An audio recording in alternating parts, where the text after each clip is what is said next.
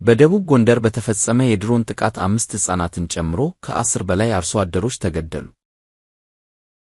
የለውጡ 7ኛ ዓመት በሚል ድግስ ላይ የሚገኘው የብልጽግና ቡድን በደቡብ ጎንደር ዞን እስቴ መካነ ኢየሱስ አካባቢ ላይ መጋቢት 24 2017 ዓመተ ምህረት ማርፈጃውን በፈጸመው የድሮን ጥቃት ከ10 በላይ አርሶ አደሮች መገደላቸውን ለማረጋገጥ ችሏል። በጥቃቱ ከተገደሉት መካከል 5ቱ ሕፃናትና ታዳጊዎች መሆናቸውን ለማወቅ ተችሏል። በእስቴ መካነ ኢየሱስ አቅራቢያ ልዩ ስሙ አስመራ በተባለ ገጠራማ መንደር ላይ በፈጸመው የድሮን ጥቃት 5 ሕፃናትና ታዳጊዎችን ጨምሮ ከተገደሉ ከ10 በላይ አርሶ አደሮች በተጨማሪ በርካታ ንጹሃኖች ቆስለዋል ሲሉ ምንጮች ገልጸዋል።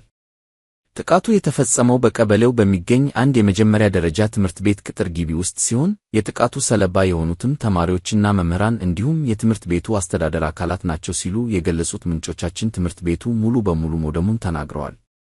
በተመሳሳይ በጎንደር ቀጠና ኪንፋዝ በገላ ስላሬ ከተማ ላይ በሁለት ዙር በተፈጸመ የድሮን ጥቃት 33 ንጹሃን ወገኖች ሲገደሉ መጋቢት 22 2017 ዓመተ ምህረት ደግሞ በጎጃም ብራቃት ከተማ 50 የሚደርሱ ንጹሃን መገደላቸው አይዘነጋም።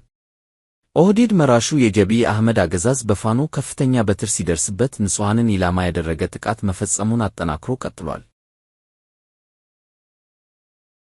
ኢራን ምስጢራዊ የሚሳኤል ከተሞችን ይፋ አደረገች። ኢራን ሚሳኤል ለማስቀመጥ ከምድር በታች የገነባቻቸውን ምስጢራዊ ማቆያዎች ይፋ አድርጋለች።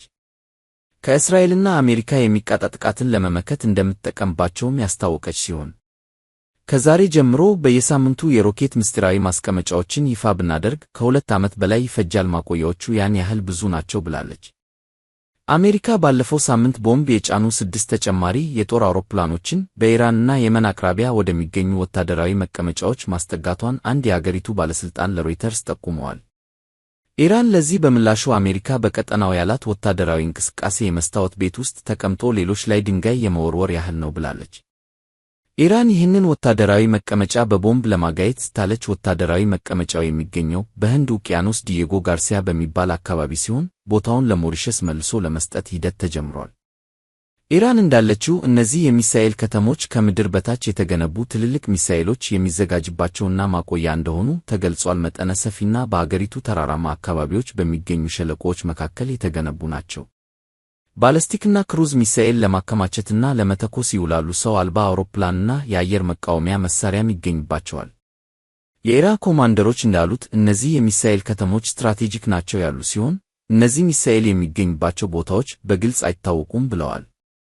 የኢራን ወታደራዊ ዘብ አየር ኃይል ኮማንደር የሆኑት ብርጋዴር ጀነራል አሚር አሊ ሐጂዝዳ ከአገሪቱ ብሔራዊ ቴሌቪዥን ጣቢያ አይአርአይቢ ጋር ባደረጉት ቆይታ ባለስቲክ ሚሳኤልና አጥፍቶ ጠፊ ሰው አልባ አውሮፕላን ክምችት ያለበትን የሚሳኤል ከተማ በቪዲዮ አሳይተዋል። ኢራን ለምን ስለ ሚሳኤል ከተሞች አሁን መረጃ መስጠት ፈለገች የሚለው ጥያቄ ያስነሳ ሲሆን ኢራን እንዳለችው እነዚህም መሳሪያዎች የምትጠቀመው ኢራን ላይ ለሚቃጡ ጥቃቶች አጸፋዊ ምላሽ ለመስጠት ነው ብላለች። ኢራን በቀጠናው ካለ ወታደራዊ መቀመጫ ወይም ሌላ ኢራን ላይ በሚደርስ ሚሳኤል ጥቃት ከተፈጸመባት የአሜሪካን ወታደሮችና የእንግሊዝን ወታደሮች ኢላማ በማድረግ መካከል ልዩነት የለም ብላለች። ባለፉት 10 ዓመታት የኢራን ወታደራዊ ዘብ ከምድር በታች የተገነቡ ማቆያዎች ውስጥ ከፍተኛ ቁጥር ያላቸው ሚሳኤሎች፣ ሰው አልባ አውሮፕላኖችና መከላከያ መሳሪያዎች አልፎ አልፎ ያሳይ ነበር።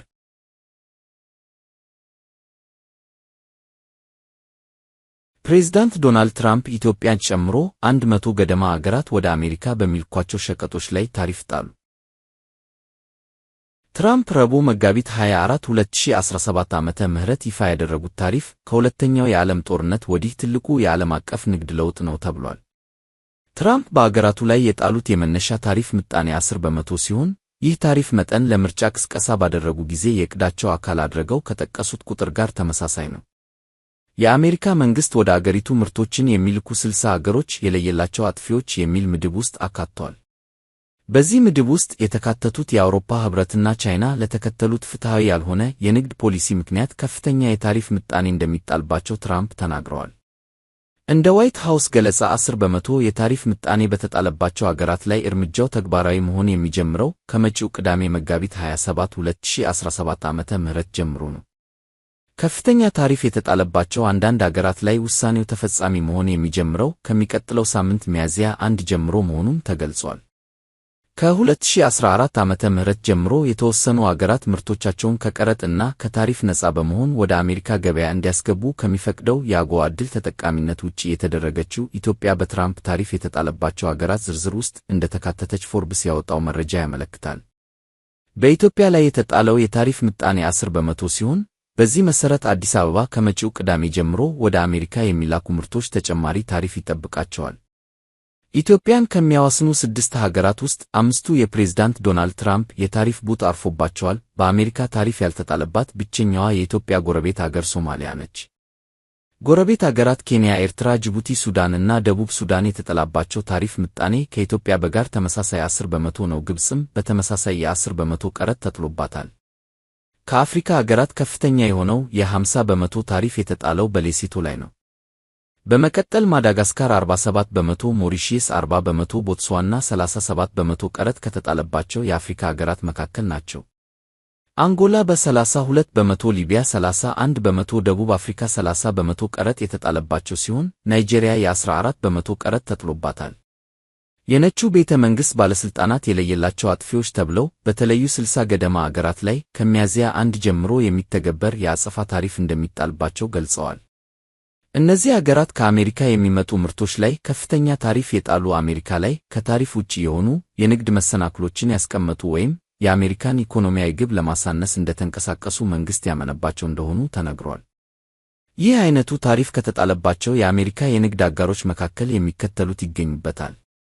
አውሮፓ ኅብረት 20%፣ ቻይና 54%፣ ቪየትናም 46%፣ ታይላንድ 36%፣ ጃፓን 24%፣ ካምቦዲያ 49%፣ ደቡብ አፍሪካ 30%፣ ታይዋን 32% ሲሆኑ ካናዳ እና ሜክሲኮ በአዲሱ የታሪፍ ዝርዝር ውስጥ አልተካተቱም። የዋይት ሃውስ ባለሥልጣናት የሁለቱ አገራት ጉዳይ ከዚህ ቀደም በተላለፉ ፕሬዝዳንታዊ ትዕዛዞች የተቀመጡ ማዕቀፎችን በመጠቀም እንደሚታይ ገልጸዋል። ሁለቱ ሀገራት ፌንታሊን እና የድንበር ጉዳዮችን በተመለከተ ከዚህ ቀደም የ25% ታሪፍ እንደተጣለባቸው ይታወሳል። ከዚህ በተጨማሪም ትራምፕ ወደ አሜሪካ በሚገቡ በሁሉም ተሽከርካሪዎች ላይ የ25% ቀረጥ እንደሚጣል አስታውቀዋል። ተንታኞች ይህ እርምጃ የንግድ ጦርነቱን በማባባስ በአሜሪካውያን ላይ ከፍተኛ የዋጋ ጭማሪ እንደሚያስከትል እና ይህም የአገሪቱን እድገት መጠን እንደሚያዘገይ እየተናገሩ ነው።